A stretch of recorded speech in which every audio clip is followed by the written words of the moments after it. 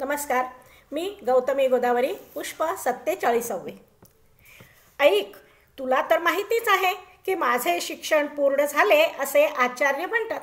ते म्हणतात आम्ही जेवढे ज्ञान देऊ शकतो तेवढे दिले आणि तूही ग्रहण केलेस. मग आता पुढे शिकण्यास काही राहिले नाही आणि जे मी शिकलो ते दुसऱ्यास शिकवायचे ठरले तर माझे वय कमी पडते. आता मी करू तरी काय या विचाराने मी सतत अस्वस्थ असतो. येथवर तू जाणतेसच. अशाच मनस्थितीत मी शंभू महादेवाच्या देवळात गेलो आणि मला रडूच आले. मी म्हणालो, मी काय करू देवा, तू सांग. मी काय असाच रिकामा बसून राहू? हे महादेवा, जोपर्यंत तू मला दिशा दाखवणार नाहीस तोपर्यंत मी इथून हलणार नाही. आणि काय सांगू माई, आश्चर्यच घडलं. एकदम धीर गंभीर आवाज आला, देवगिरी पर्वतावर जा आणि जनार्दन स्वामींना गुरु कर. बस इतके एकच वाक्य, आणखी काही नाही. मी चोहीकडे फिरून पाहिले, आजूबाजूला कोणीही नव्हते. खरंच माई, खरंच महादेव माझ्याशी बोलला. त्यानेच मला दिशा दर्शवली. पण आजी आजोबांना सांगावे तर ते मला जाऊ देणार नाहीत आणि मला तर आणखी ज्ञानार्जन करायचे. तूच सांग ना माई, मी काय करू? आणि एवढा वेळ त्याने अडवून धरलेला अश्रूंचा बांध फुटला. तीच अवस्था माईचीही झाली. याने गुरुगृही जाण्यातच याचे हित आहे आणि आपल्याला याचा वियोग सहन करावा लागेल, हे आपले दुःख आहे. माई विचारात पडली. कितीतरी वेळ नाथ त्या शिळेवर बसून राहिला आणि माईकडे पाहत राहिला. त्याला आता हलके वाटत होते. जे सांगायचे होते ते सांगून झाले होते. आता निर्णयाची वेळ होती. तसा निर्णयही झालेलाच होता. फक्त झालेल्या निर्णयाला अंमलबजावणीत रूपांतरित करायचे होते. आणखी थोडा वेळ झाल्यावर तो शिळेवरून उतरला. खाली वाकून नेत्रांना जलस्पर्श केला आणि शांतपणे घराकडे निघाला. बालपणीच माता पित्याचे छत्र हरवलेला पण वृद्ध आजी आजोबांच्या प्रेमळ छत्राखाली वाढणारा एकनाथ त्याच्या मनीचे गुज माईला सांगत असे आणि ते सर्व माई मन लावून ऐकत असे. उपनयन संस्कारानंतर त्याची स्नान संध्या, गायत्री मंत्राचा जप हे सर्व रोज पाहताना माईला वाटे की स्नान संध्या नाथा करतोय आणि शुद्ध मात्र आपण होतोय. आज मात्र माईची अवस्था कठीण झाली होती. नाथाचा काही काळासाठी वियोग होणार हे माईला स्पष्ट दिसत होते. आज जरी तो आजी आजोबांमुळे द्विधा मनस्थितीत अडकलाय तरी ज्ञानार्जनाची भूक त्याला जनार्दनापर्यंत नेऊन सोडेल हेही माई जाणूनच होती.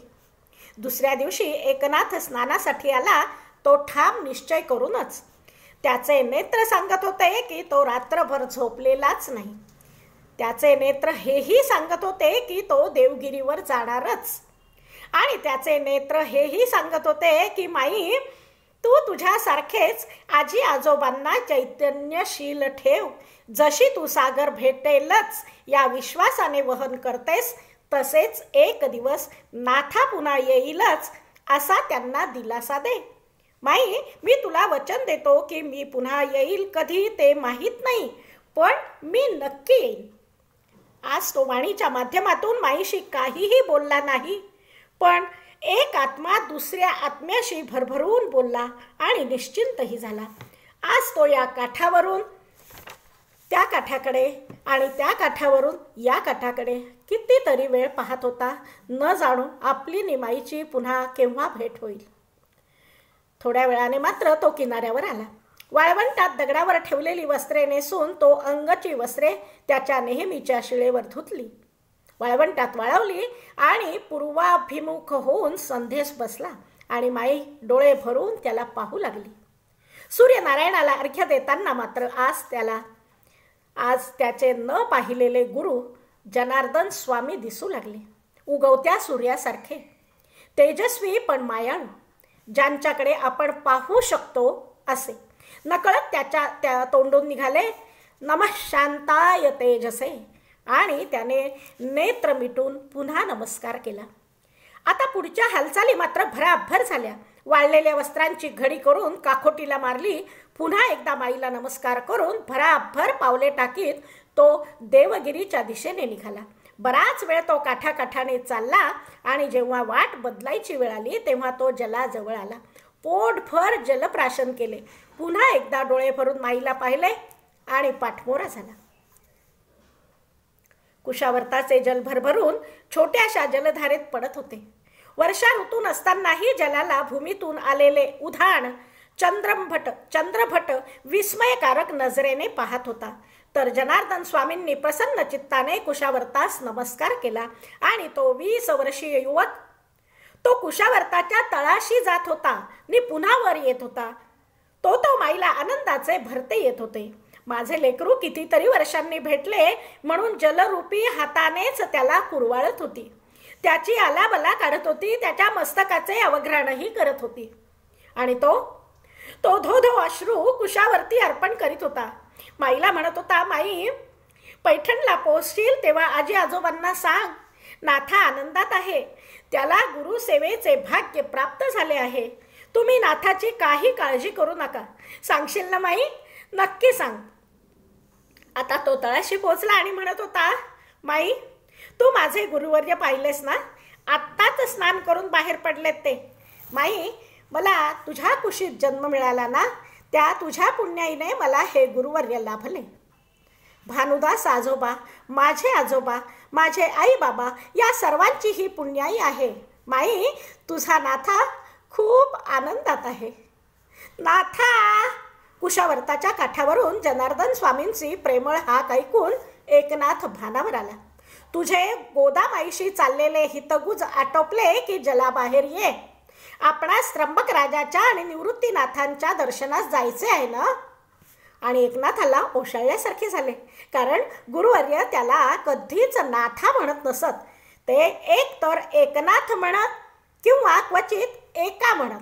पण अंतर्ज्ञानी गुरुवर्यांनी नाथाच्या मनीची घालमेल ताडली आणि ते ओशाळलेल्या नाथाजवळ येऊन प्रेमाने पाठीवर हात ठेवून कुशावर्ताकडे पाहत म्हणाले, ही माई काय तुझी एकट्याचीच आहे काय रे? माझी पण आहे. अगदी परशुरामापासून गहिनीनाथ, निवृत्तीनाथ, ज्ञानदेव, सोपान, मुक्ताबाईचीही आहे. आणि पुढे एकदम नाथाच्या शैलीत त्यांनी माईला विचारले, हो की नाही माई? आणि नाथाला हसू फुटले आणि अर्थात माईलाही. अजूनही चंद्रभट नेत्र विस्फारून जलाकडे पाहतायत हे पाहून जनार्दन स्वामी म्हणाले, अहो चंद्रभट, हा एका पैठणचा आहे ना? आणि ही गोदामाई जशी तुमच्या चंद्रावतीस जाते ना, तशीच ती पैठणासही जाते. आणि एकाचा अनमाईचा या जन्मीचाच नाही तर जन्मजन्माचा ऋणानुबंध आहे. म्हणून कुशावर्तीय जलाला आनंदाचे उधाण आले आहे. थोडेफार चंद्रभटाला कळले असावे असे त्याच्या चेहऱ्यावरून वाटत होते. आता ते सर्वजण त्र्यंबक राजांच्या दर्शनास निघाले आणि माई मात्र ऋणानुबंधात अडकली. हा ज्ञानाचा एका तर नाही. माई स्वतःशीच खूण पटवू लागली आणि तिला ज्ञानदेव आणि एकनाथ दोन्ही चेहरे एकरूप झालेले दिसू लागले. ज्ञानेश्वरी रचली तेव्हा ज्ञाना एकाच्याच वयाचा होता नाही, असा ऋणानुबंधाचा शोध घेतच जलरूप माई पैठणसाठी मार्गस्थ झाली. पण मनरूप माई मात्र प्रवरा संगमावरच थांबली. धन्यवाद.